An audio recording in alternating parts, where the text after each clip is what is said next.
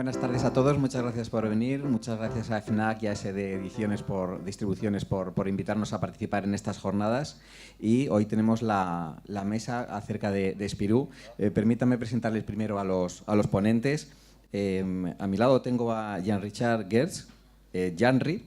Él nació en Likasi, en Zaire, en la antigua República Democrática del Congo, junto con su gran amigo y compañero de fatigas profesionales Tomé.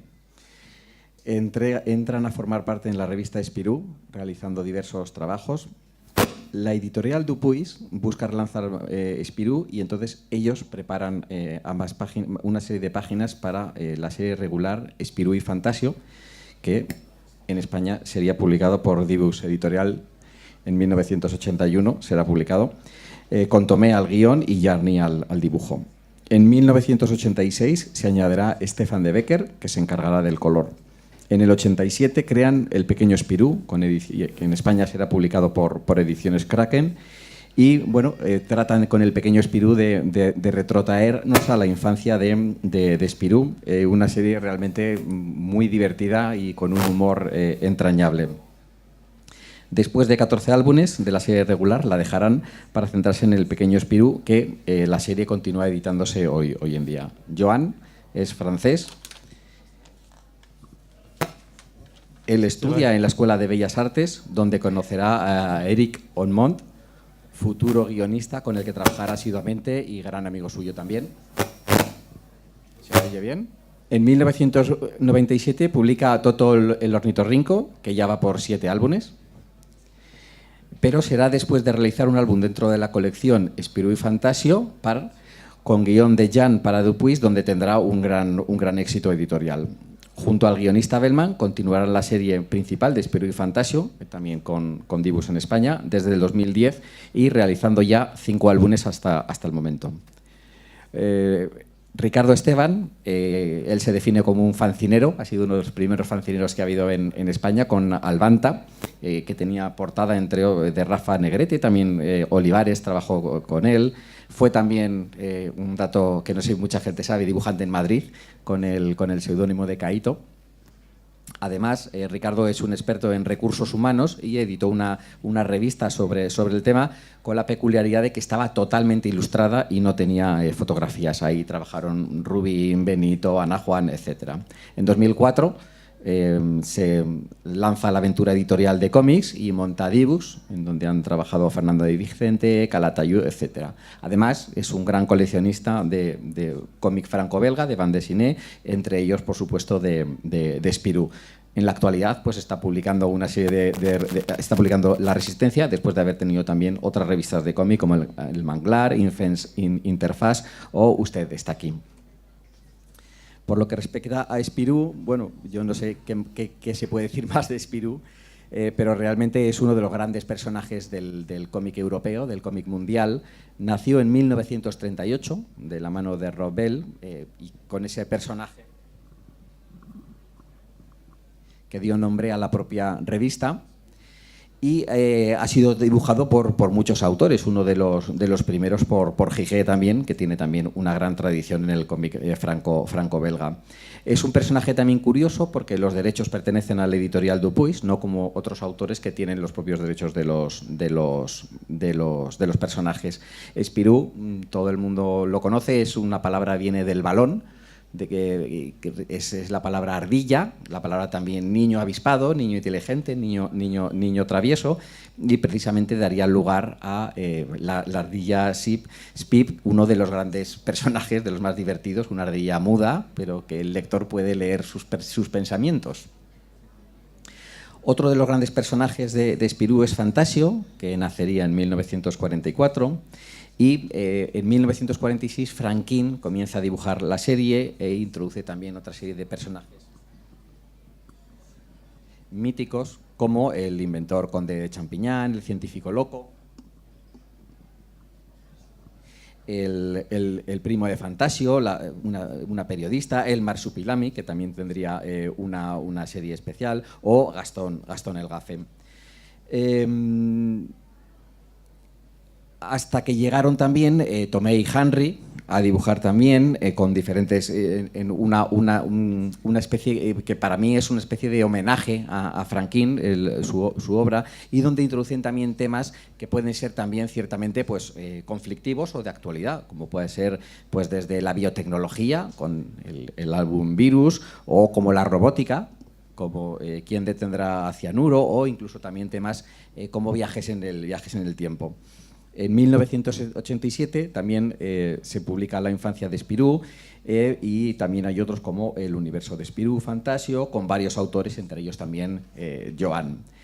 Yo me gustaría comenzar la mesa redonda con Ricardo para que nos comentara un poco cómo se traslada esa labor suya de coleccionista y de enamorado de Spirou y cómo lo trae a España. Gracias, Juan. Bueno, lo importante aquí es que vayan a hablar ellos después, que es lo que nos gusta a todos, porque es la primera vez que vienen a España para un acontecimiento de este tipo, pero sí que al menos decir unas cuantas palabras de lo que supone para Dibux y para el cómic español un personaje como Spirou. Siempre que alguien me pregunta, yo digo, en el mundo franco-belga, europeo, occidental, hay tres grandes personajes: Tintín, Asterix, Spirou. Cuando Spirou empezó a tener mucha fama en Francia y en Europa y llegó a España, tuvimos o la suerte o la desgracia de que un autor fantástico como Ibáñez creara un personaje mezcla entre Gastón el Gafe y Spirou llamado Botones Sacarino, que lo hizo tan bien que eclipsó un poquito al personaje Spirou. Por eso Spirou no ha tenido tanta fama en España como Tintín y Asterix. Otras editoriales lo han estado publicando con más o menos fortuna, a su manera, siguiendo la serie regular o no, haciendo integrales como ellos querían, pero no ha tenido esa relevancia. Es lo que nosotros intentamos ahora suplir. Yo recuerdo, nosotros estamos yendo al Salón de Angoulême para compra y venta de derechos internacionales desde hace 10 años. Y cada año, en la reunión de Dupuy, yo me iba allí y decía, ¿qué pasa con Spirou? Año tras año y tras año. No, Spirou lo tiene Planeta, vale. Y los extraordinarios también. Y esto, y año tras año. Cuando de repente Dupuy decide dejar de trabajar con Planeta para el sello de Spirou y abrir una especie de concurso para ver quién lo tenía en España, pues lógicamente se acordaban del pesado de Madrid, de España, que todos los años preguntaban sobre lo mismo. La oferta que hicimos nosotros era muy diferente a la que hicieron los demás. Yo creo que incluso económicamente era más baja, pero decidimos hacer una oferta con respecto a todo lo novedoso en adelante. Cuando lo normal es que llegue un tío, vaya a coger una editorial, vaya a coger el personaje de Spirou, pues desde el número 1, venga, toda la serie. Se ha publicado 1000 veces el número 1. Ya digo, con más o menos fortuna. En nuestro caso decidimos empezar la serie regular donde lo dejó Munuera.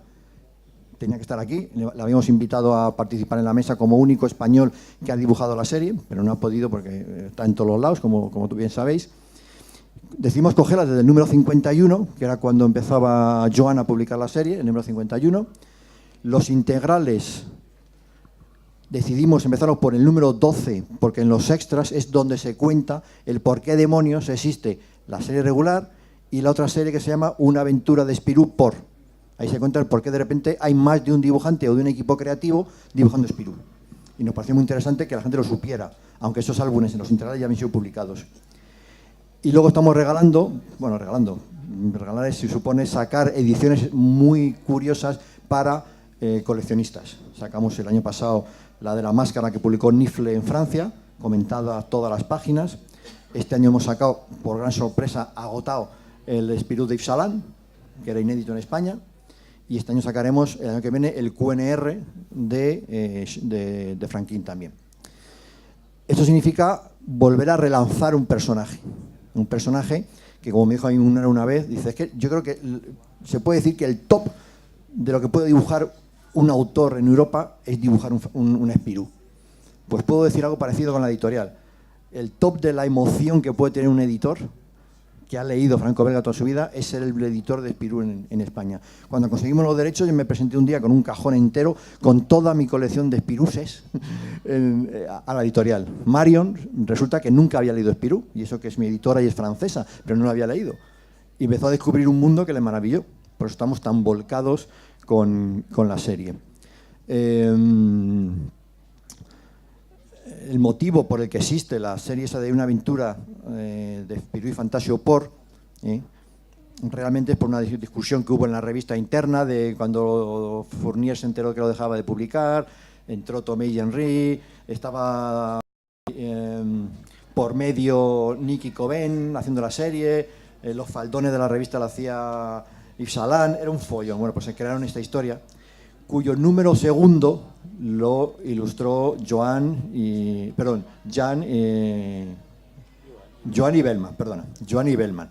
A mí me maravilló, las Islas Pétreas, la verdad es que me maravilló, me pareció una vuelta a la época de Franquin estupenda.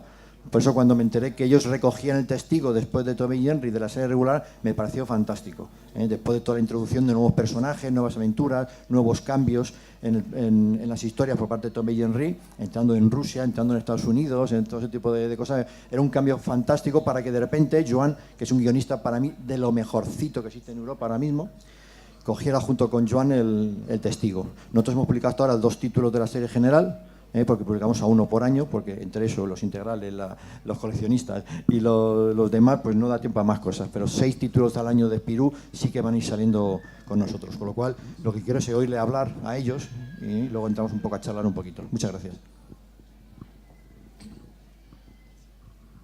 Sí, ¿cómo sentís el público español atiende a Spirou?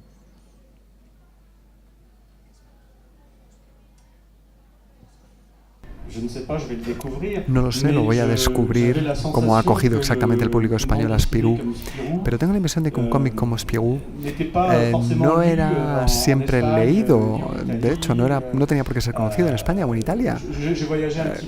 He viajado en Europa, es la primera vez que vengo a España, así que perdón, pero sé que en Alemania es muy conocido, Marsupilami es más conocido todavía, pero en cuanto a los países del sur, como Italia, España, no lo sé hasta qué punto eran conocidos. Por lo tanto, después de haber debatido con mis agentes de Spirou en español que están en la sala, sé que era bastante difícil hasta ahora encontrar álbumes de Spirou, al menos los clásicos de Franquin.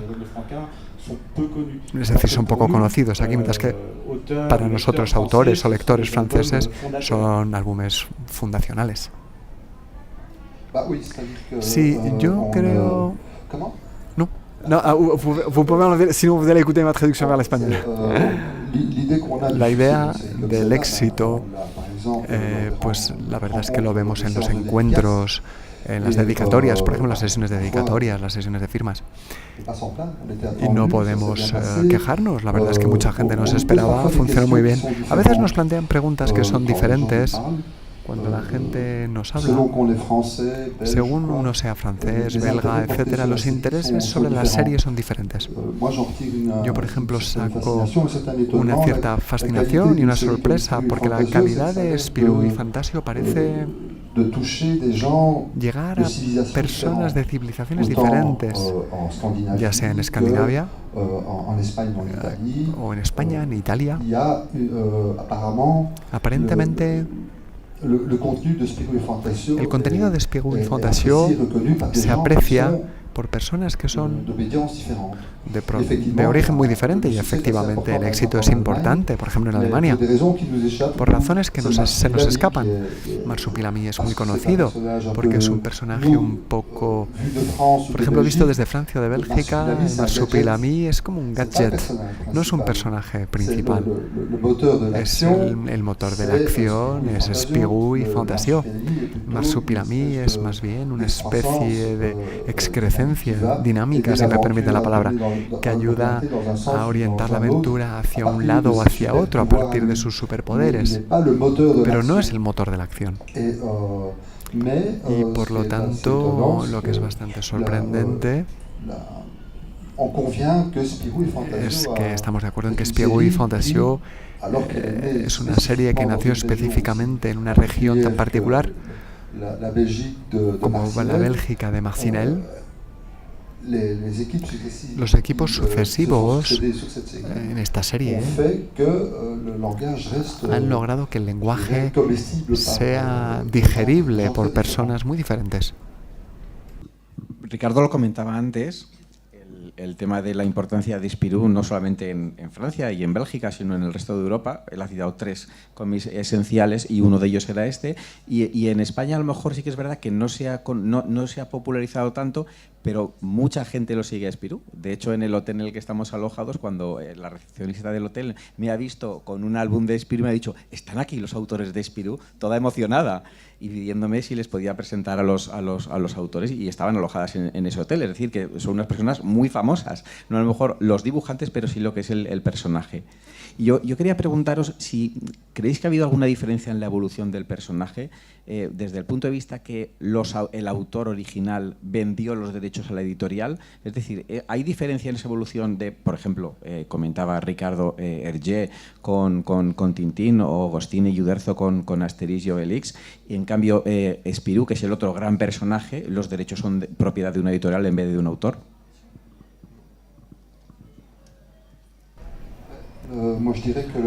Yo diría que el personaje de Spirou, efectivamente, su particularidad es que pertenece al editor, puesto que quería tener un personaje, digamos, un abanderado de la editorial y de su revista.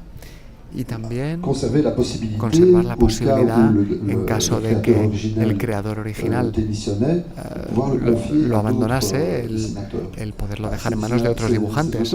Esos autores tienen la particularidad de ser mercenarios, es decir, de trabajar en una serie que no han concebido ellos mismos, para tener en cierta forma un pliego de condiciones. El personaje no les pertenece, pertenece al editor y en una gran medida al lector, a los lectores, que tienen el desafío, digamos, el desafío ha sido lograr que el lector, a pesar de los diferentes equipos que han trabajado en ello, encuentren a Spirou y a Fantasio que conocen. La baza de esta serie es que está en consonancia con la época. Esta tarde en la calle podríamos encontrarnos a Spirou y Fantasio.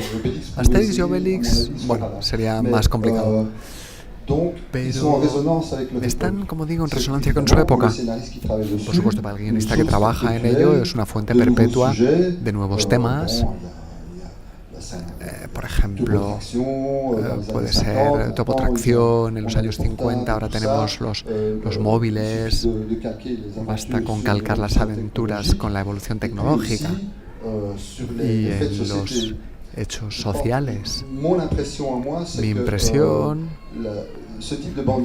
es que este tipo de cómic tiene, si adolece de algo, si tiene menos popularidad, es porque vivimos en una época que no es muy divertida, y los autores que trabajamos en una serie que está en la colección en consonancia con lo que vivimos, pues nos podemos levantar por la mañana con buenas razones para no estar contentos, porque es una época que es así.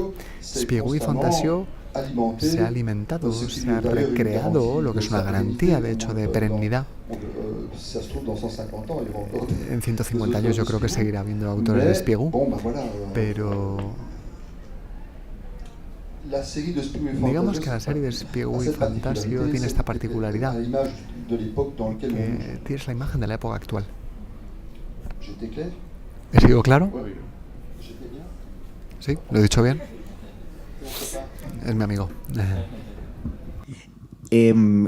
Spirou se va adaptando a las diferentes épocas, pero los episodios antiguos también siguen teniendo actualidad. ¿Spirou es equivocadamente infantil? Es decir, estamos hablando también de dictaduras en países, en fin, estamos hablando de la amenaza robótica en un momento como el actual, en el que el cambio tecnológico está mandando mucha gente al paro.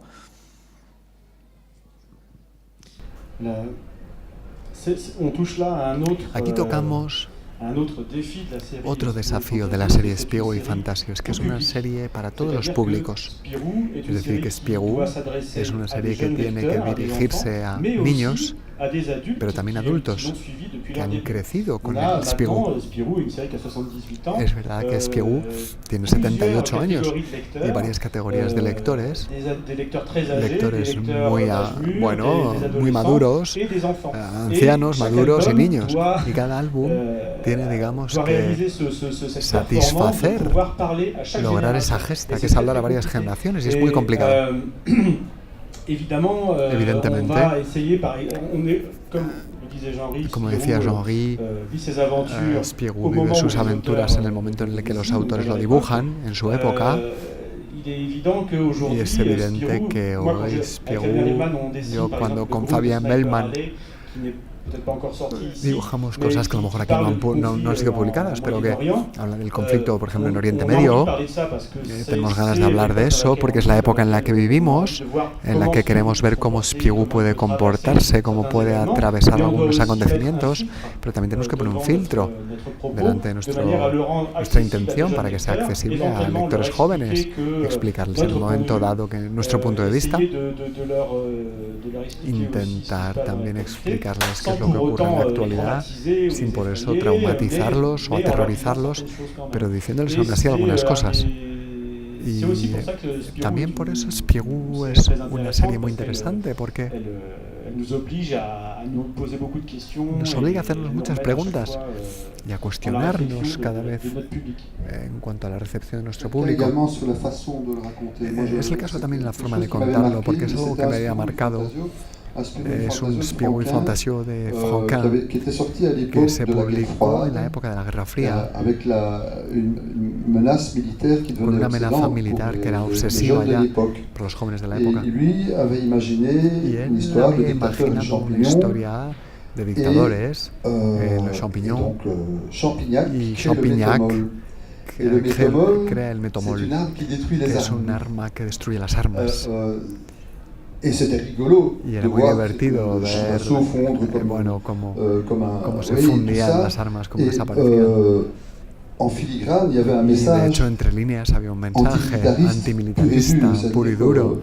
Es decir, que, Dios mío, estos dictadores que nos tocan las narices, que los metan en un ring y que se peguen a puñetazo limpio y que los dejen en paz al resto. Porque la dictadura pasa por las armas, sobre todo. Y de hecho, cada vez hay armas más aterradoras, más sofisticadas. Esta historia tenía la facultad de poder hacer que el autor no dé lecciones del estilo las armas están mal, sino que haya un humor claro y que uno saque las propias conclusiones. Es decir, no es un profesor que dice 1 más 1 igual a 2. Es una lógica implícita que transmite mucho más que si se hiciese con un mensaje pedagógico. Sí. Lo creo. Y además es algo que siempre he intentado hacer en las historias, ya sea Spirou o Spirou y Fantasio,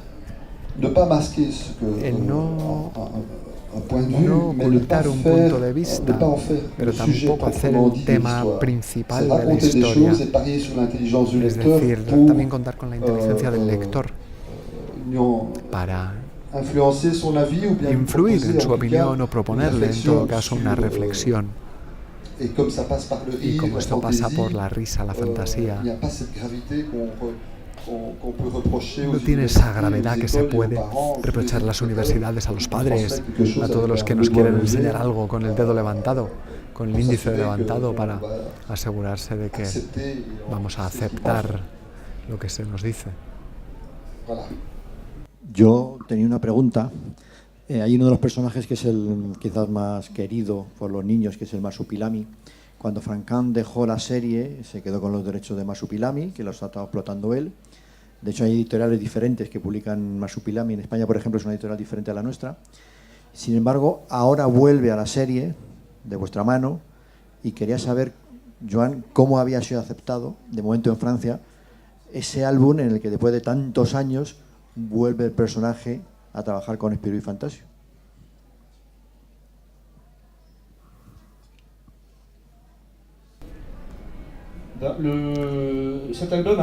Este álbum, para mi gran sorpresa, ha sido aceptado más bien correctamente.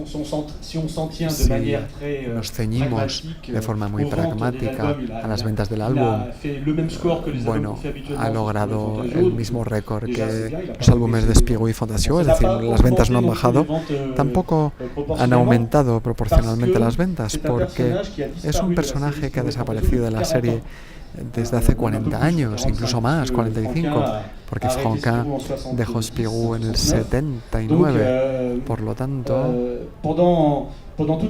durante los años siguientes, durante 40 años, los lectores han descubierto a un Spirou sin Marsupilami.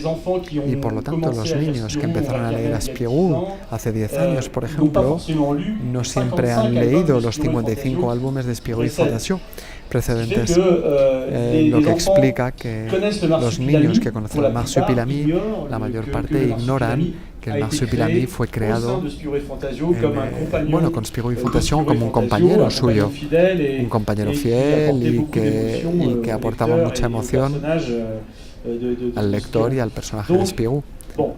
Por lo tanto, las reacciones que podía temer sobre la publicación de nuestro álbum con Marsupilami, para mí venían más bien de los viejos lectores, que eran un poco los guardianes del tiempo y que no te dejan hacer cualquier cosa con Spirou, porque Johan y Bellman son un poquito punk, a ver si nos van a hacer un álbum que, envían a Spirou a la luna, ¿qué harán con el Marsupilami, estos gamberros?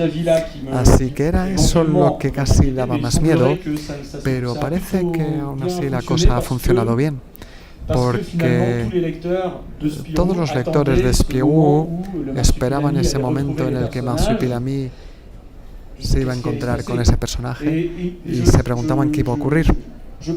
Y creo que con Fabien Bellman hemos retomado un poco el contrapié. Es decir, hemos logrado que el lector se sorprenda de lo que ocurre con Spirou y Fondation.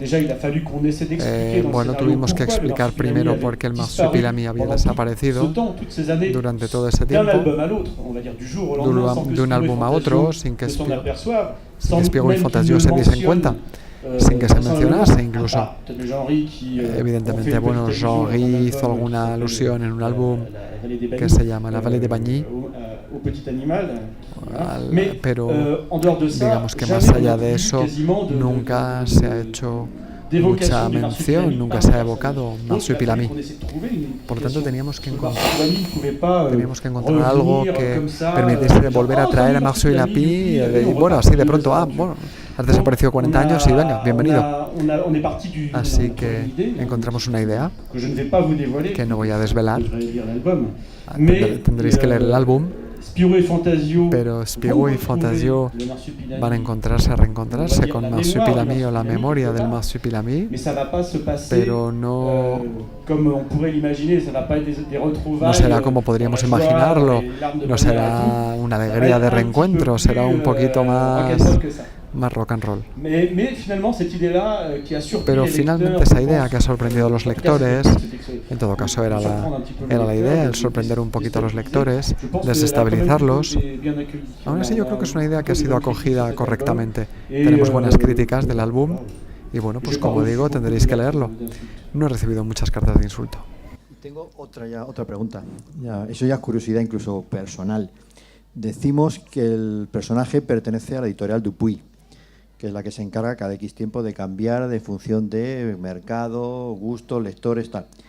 ¿Qué poder sigue teniendo los herederos de Franquin sobre la serie?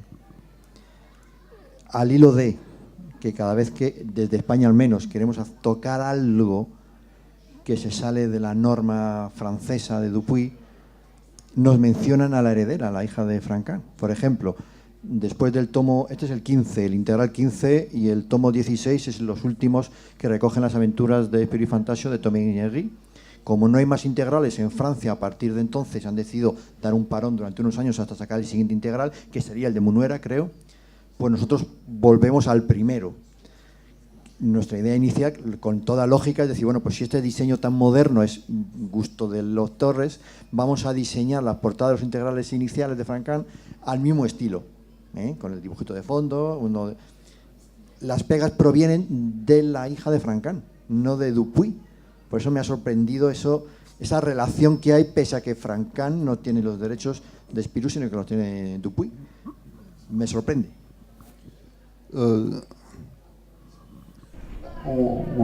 Sí, podemos, solo podemos hablar de nuestro caso personal. Históricamente, Robvel, en 1937, creó el personaje por encargo del señor Dupuy, de las ediciones Dupuy, y obteniendo así pues todos los poderes para hacer el personaje como lo quisiese y confiarlo a quien quisiese. Después hay que ir caso por caso. Joan y yo no sabemos cuáles son las relaciones contractuales entre Giget y Dupuy. Tampoco con Franquin. Sabemos aún así que Franquin había conservado los derechos de los personajes que él había creado dentro de la serie y Marsupilami en concreto. Por ejemplo, hoy hemos podido hacer nosotros un poquito de nuestra capa un ensayo. Es decir, efectivamente, ¿en qué medida los autores precedentes aceptan o no ceder los personajes secundarios? Pues bueno, en lo que me concierne, y creo que también en el caso de Joan, hemos aceptado dejar la serie. Primero, dejar nuestros derechos de autor y de creador, los hemos dejado en la serie, para que los futuros dibujantes puedan seguir animándolo, prolongando la serie en función de sus gustos y conveniencias.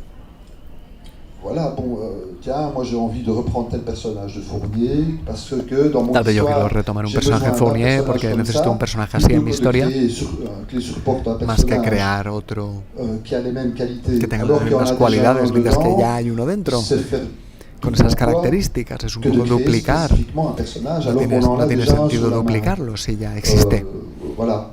Es lo que creo. Por lo tanto, en cuanto a la hija de Franquin, hablamos aquí de cosas que no conocemos, ni Joan tampoco creo. Tal vez hay un acuerdo oculto que no conocemos que explica que la hija de Franquin puede reclamar algunos derechos o impedir ciertas cosas, porque contractualmente se puede, pero la verdad es que lo ignoramos. Yo tengo una pequeña idea. Yo creo que Franquin evidentemente es idolatrado en el mundo del cómic franco-belga. No se puede tocar nada de Franquin. Ha creado una obra que es casi monolítica y sagrada en cierta forma. Y cuando Franquin dejó Spirou, como tú has dicho, Ricardo, conservó los derechos de Marsupilami para él. Y hay que saber que la historia de amor o de odio entre un editor y su autor, como Franquin, pues no es un río tranquilo, va fluctuando. A veces todo va suave, hay otras veces que son rápidos. Entonces yo sé que Franquin, en la época en la que se entendía bien con Dupuy todavía, aunque hubiese dejado Spirou, dijo: conservo Marsupilami porque me gustaría hacer historias del Marsupilami yo mismo para la revista Spirou, donde Marsupilami serie estaría solo, sería un spin-off, y me guardo este personaje, el resto se pueden quedar en la serie, pero el Marsupilami lo quiero. Aún así tuvo la amabilidad de dibujar el Marsupilami en el primer álbum que hizo Fournier, es decir, que retomó Spirou después de Franquin, y Franquin dibujó él mismo el Marsupilami por última vez en Spirou, y luego ya no se oyó hablar de él. Por lo tanto, Franquin tuvo que fue sincero cuando decía que quería hacer el Marsupilami en Spirou, en la revista Spirou. Él solo hizo algunas historias cortas del Marsupilami en la revista Spirou, y un día el señor Dupuy se fue. Se fue de la editorial Dupuy, murió, no lo sé porque yo no había nacido todavía, creo. Pero Franquin no se entendió con las personas que retomaron Dupuy después del señor Dupuy. Ya no eran las personas con las que él trataba. Por tanto, en un momento dado decidió, se dijo: bueno, yo tengo los derechos del Marsupilami, es mi personaje, Gaston Lagaffe es mi personaje, voy a vender los derechos de estos personajes de mi universo a otro editor de la competencia, que era Marsup Production, y ahí entonces empezaron los problemas. porque Dupuy ya no podía explotar a Marsupilami. Era un coto privado de Franquin, pero la paradoja es que Marsupilami existía en Spirou, que había sido creado en Spirou.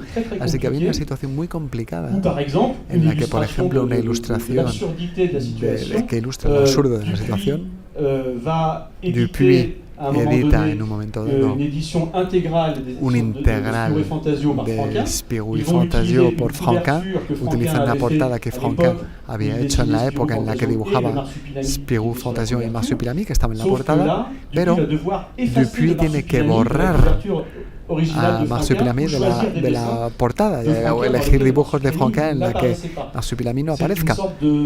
Es decir, como para borrar de la memoria de los lectores o de los abogados el hecho de que Marsupilami fuese creado en Spirou y Fantasio. Porque Dupuy ya no tenía los derechos de Marsupilami para Spirou y Fantasio, al menos en nuevas ediciones. Así que es una situación totalmente absurda. Hay que restablecer también una cosa: los derechos de Marsupilami no fueron comprados por Dupuy, sino por el grupo al que pertenece Dupuy.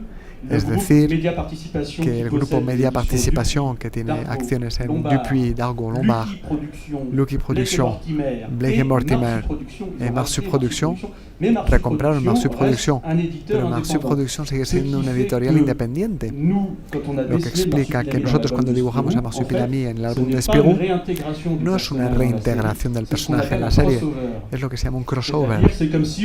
Es como si de pronto Asterix llegase y apareciese en Spirou y Fantasio. Y el editor Dupuy tiene, tan absurdo como parezca, pagar derechos de autor a Marsu Production, aunque pertenecen al mismo grupo, y que Marsupilami aparece también en la revista de Spirou, etc. Así que son cosas, bueno, digamos, esto es la tramoya de la editorial, no tiene mucho glamour, pero explica también por eso por qué la hija de Franquin, que tiene derechos sobre el Marsupilami, rechaza que se toque o se modifique un dibujo de Franquin que contenga el Marsupilami. Volveremos a tener los problemas con el integral 2 o 3, porque en eso, no sé, creo que es en el 2, que aparece Marsupilami entero. O sea que sí que volveremos a volver a hablar del tema. Maintenant c'est réglé. Bueno, después de esta clase de derecho mercantil, yo retomo un poco también el universo de Spirou, y si hay un personaje que es especialmente querido para mí es el pequeño Spirou. De hecho, yo el pequeño Spirou lo empecé a leer antes que Spirou. Y yo al pequeño Spirou lo empecé a leer cuando yo entraba yo en la adolescencia, con lo cual tiene una cierta nostalgia de esa infancia perdida, y el pequeño Spirou recrea todos esos fetiches, los iconos, los sujetadores, los grandes sujetadores, la vergüenza que te producía el sexo contrario y sobre todo lo divertida que eran las situaciones desde un punto de vista totalmente diferente, que hasta la fecha yo no había visto tebeos de niños protagonistas que tenían esa picardía y que tenían esa sencillez. Simplicité. Sí, es divertido porque aquí tenemos que volver a hablar seguramente del tema que acabamos de dejar. El pequeño Spirou no habría podido existir sin el gran Spirou. Y el tema es amplio porque aquí Joan y yo y el resto, Franquin, incluso éramos mercenarios porque trabajamos en una serie que no habíamos creado, y en el pliego de condiciones todo venía impuesto. Y en un momento dado, será también su caso seguramente, el de Joan, el personaje en cierta forma nos asfixia. Es un personaje que reacciona así, asá. Cada personaje tiene su perfil, puede hacer esto, no lo otro, porque el lector no aprecia que el autor se apropie del personaje y lo oriente en una dirección que no es la de Spirou y Fantasio. Entre paréntesis, de hecho, por eso hoy están los Spirou hechos por Spirou, por Dany, etc. Donde es un aire de creatividad donde los autores no están obligados a asegurar la prolongación de la serie. Pueden hacer un Spirou a su gusto. En nuestro caso es diferente. Tenemos que atenernos al pliego de condiciones. Después de un tiempo, uno se siente en una estrechez ya insoportable, porque uno va teniendo ideas y no se pueden plasmar porque hay que respetar al personaje.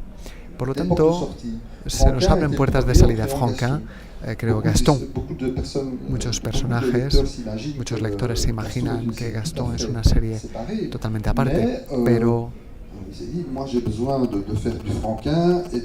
uno tiene ganas de hacer Franquin y quiere imaginar un antihéroe parecido a Spirou y Fantasio, que son reporteros de la revista del periódico Moustique y que de hecho están hartos de hacer aventuras en círculo, y entonces pues ese personaje de pronto podía ser totalmente autónomo, se dio cuenta, y que podía tener vida propia. No es indispensable que esté en Spirou y Fantasio. A nuestra manera, todas estas ideas nos llevan a cómo hacer Spirou sin romper con Spirou. La idea es hacerlo cuando era pequeño, turbulento, etc. Y que la crisis de adolescencia pasando por ahí pues se convertirá en el aventurero, en el héroe que conocemos. ¿Y por qué digo que volvíamos al tema del derecho mercantil? Porque el pequeño Spirou pertenece a Dupuy, puesto que se llama Spirou, es una prolongación de, y la pregunta se plantea, la cuestión se plantea con todos los personajes secundarios. Franquin logró contractualmente obtener la separación de Gastón y de Spirou y Fantasio. Esto explica que tuvo todo el margen como autor y creador para hacer de su capa un sayo. El pequeño Spirou no es así. Pero hay matices hoy en día en cuanto a derecho habientes. Y por ejemplo, si su padre o su madre pinta, ustedes son los herederos de esas pinturas. Y deciden vender esos cuadros a un productor y le dejan los derechos. Eso no quita que el nombre de su padre esté siempre en la obra. Esto significa que puesto uno es el creador original históricamente, está inscrito como creador, y el editor no puede hacer cualquier cosa porque haya comprado los derechos, no puede convertir ese cuadro en papel higiénico. Hay, digamos, un derecho moral y un derecho que tal vez es un derecho de esta naturaleza, el que explica lo que dice Ricardo de Isabelle Franquin, que suele tener reticencias. Bien, más o menos, yo creo. El pequeño Spirou es como hacer Spirou sin romper con Spirou, pero contando cosas que nos gustaban más o que nos eran más cercanas.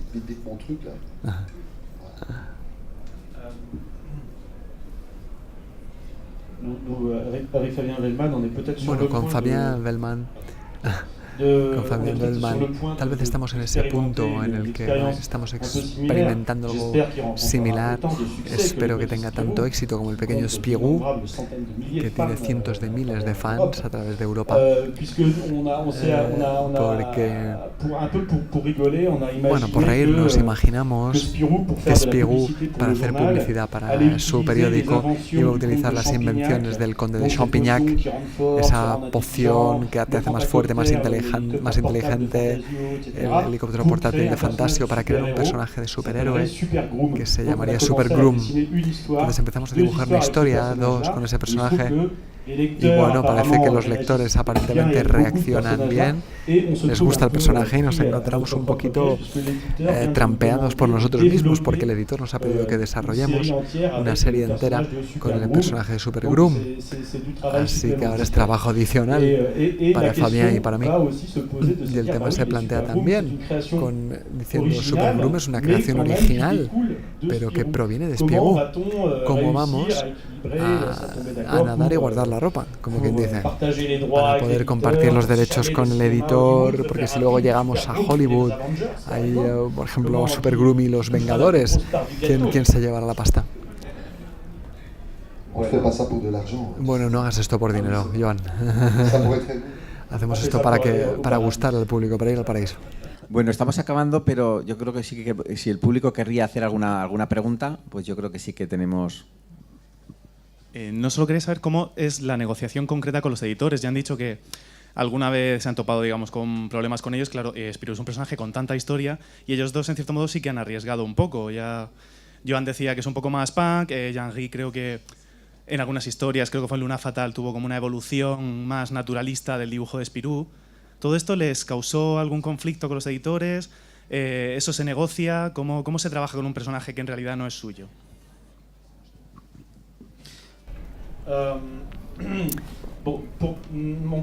En mi caso, bueno, con Fabien Bellman la cosa fue bien, más bien. Fue bien porque el editor primero pensó en encontrar, en la época en la que Tom y Jean-Guy dejaron Spirou, el editor primero, bueno, se fue hacia Fabien Bellman porque le parecía un guionista joven, de talento, y que era de la escuela Spirou en cierta forma, es decir, que había empezado a trabajar, a hacer sus pinitos en la revista Spirou. Es decir, un autor de la casa, por así decirlo. Es decir, que bueno, tuvo esa sabiduría de encontrar primero un buen guionista y luego de dejar a ese guionista elegir al dibujante, elegir al ilustrador. Y Fabien Bellman tuvo la posibilidad de hacer pruebas con varios dibujantes, entre ellos yo mismo, y tuve la suerte de ser elegido. Él era un buen guionista, es un buen guionista, pero no tuvo mucho ojo para el dibujante. Entonces, bueno, long story short, como dicen en inglés, abreviando, hicimos luego otras pruebas para confirmar la elección de Fabien con el editor, y finalmente el editor concluyó que nuestro enfoque de Spirou era bueno y que correspondía a lo que él y el público deseaban. También tuvimos la suerte de poder hacer un álbum one shot en Spirou Visto Por, que tuvo muy buena acogida, tuvo buenas críticas, que logró ventas muy adecuadas y sobre todo que pudo demostrar que la dirección artística y guionística que teníamos para Spirou estaba de acuerdo con lo que el editor quería o podía querer. Nosotros tuvimos la suerte de que el editor nos validó a todos los niveles,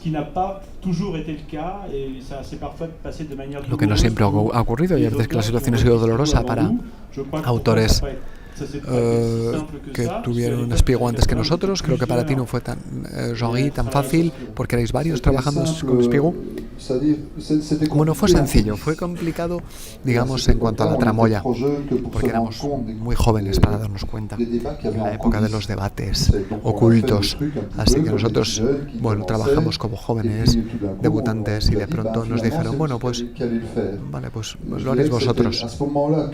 En ese momento nos crispamos un poco porque realmente nos dimos cuenta de que ya la cosa no era divertido, de que había que meter el turbo y madurar muy rápido. Y creo que con Morvan y Munuera fue diferente. Es decir, que depende más de la filosofía de los editores del momento.